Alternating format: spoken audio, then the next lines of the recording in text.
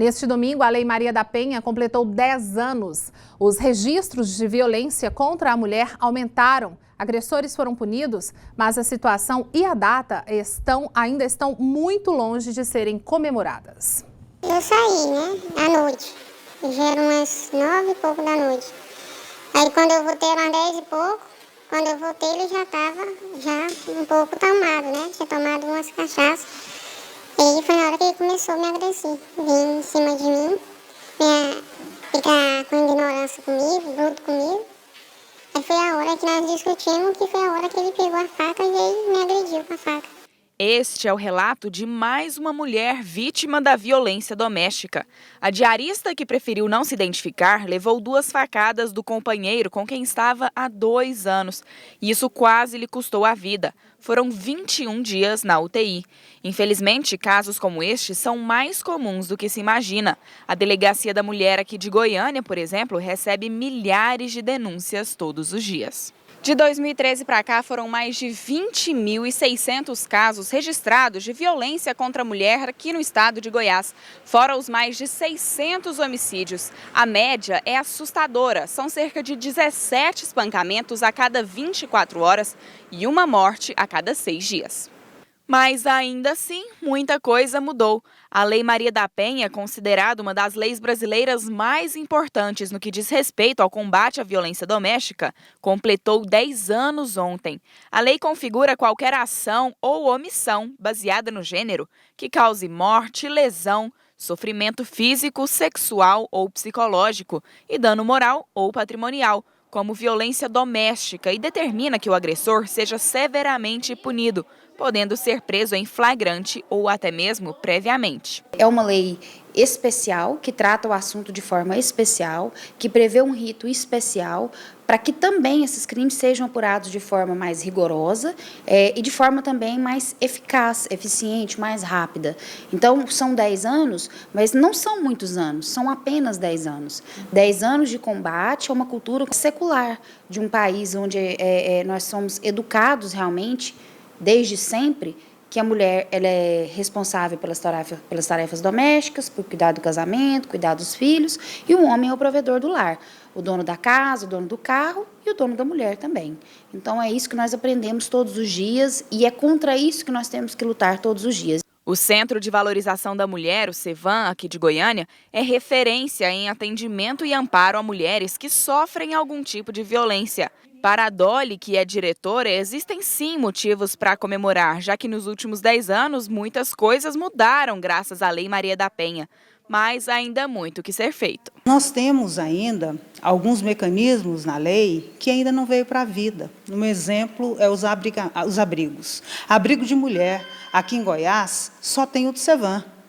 A Prefeitura de Goiânia tem um abrigo, mas tem toda uma dificuldade das pessoas, das mulheres, ter acesso a esse abrigo. Até mesmo a delegada. A delegada ela tem toda uma dificuldade de encaminhamento. Outra questão, nós temos poucas delegacias em Goiás, mesmo tendo 22 em funcionamento, delegacia de mulher.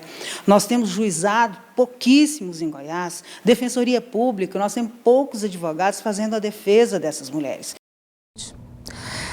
A discussão aqui é grande, viu? Eu já estava até conversando aqui um pouquinho, falando sobre essa questão das mulheres, com o advogado e mestre em Direitos Humanos, Rodrigo Lustosa. Olá, boa tarde, tudo bem? Boa tarde aos amigos que estão em casa também nos assistindo. Não tem como, né? A gente acaba... O assunto é muito vasto, é uma situação preocupante, e o senhor estava colocando que é lógico que a questão policial é importante, mas não é só isso. Eu acho que nós temos muita fé no nosso aparato repressor e na nossa lei penal, como se ela pudesse dar respostas efetivas e solucionar os nossos problemas. Como se a punição por si ou a possibilidade da punição pudesse contornar graves problemas referentes à violência e, nesse particular, a violência contra a mulher, que tem raízes históricas, tem raízes culturais, sociais e está fortemente presente nessa sociedade. Não é através de alterações legislativas única e simplesmente, que nós vamos conseguir solucionar essa grave questão. Seria um conjunto, então, que a gente pensa na família, na educação, até na própria saúde? Não tem a menor dúvida que essa questão ela só pode ser resolvida e somente será resolvida através de uma ação multidisciplinar que volte a sua atenção para os diversos aspectos, os diversos fatores que desencadeiam a violência contra a mulher. Se nós pensarmos bem, nós vivemos tempos de violência nas suas mais variadas formas.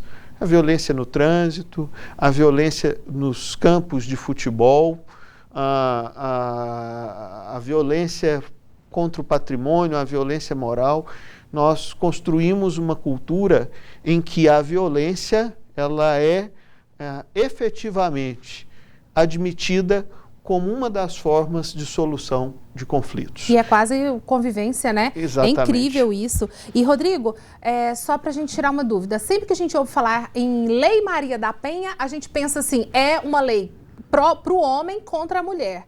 Mas não é bem assim, né? Não independe do gênero. E em que ações, em que momentos que a lei pode agir em defesa dessa mulher? Ela é dependente do gênero quanto àquele que recebe, que é vítima da violência. A Lei Maria da Penha, ela foi concebida e o seu propósito é proteger a mulher da violência doméstica. Ela alcança também, em face de certas particularidades em determinadas situações, o homem como vítima, mas esse não é o seu centro e essa é uma outra questão. Mas do ponto de vista de quem pratica a violência, também pode ser incriminada a conduta de uma outra mulher.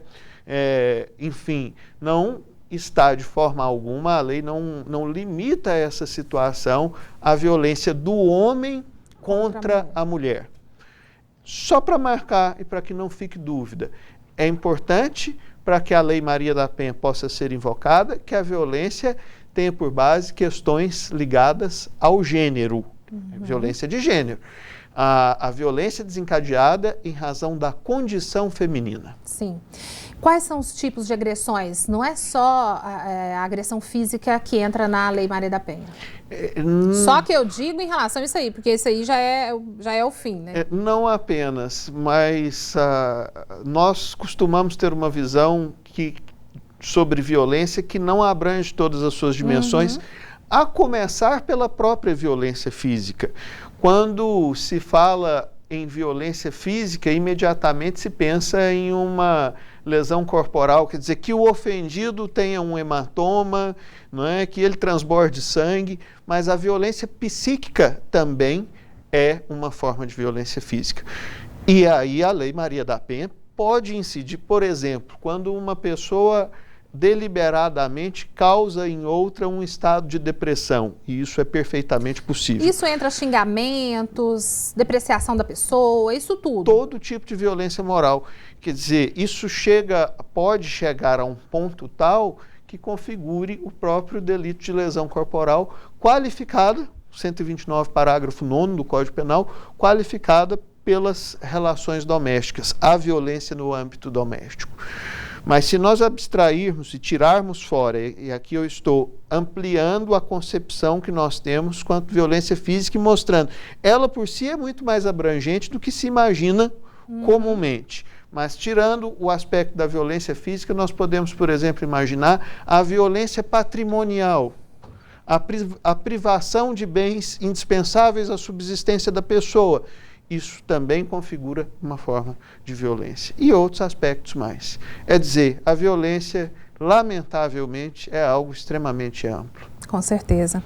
Rodrigo, muito obrigada por participar aqui conosco. É um assunto muito amplo, né, que nos deixa aí uma série de perguntas, mas obrigada por ter vindo aqui falar com a gente. Eu é que agradeço, estou à disposição. Ok.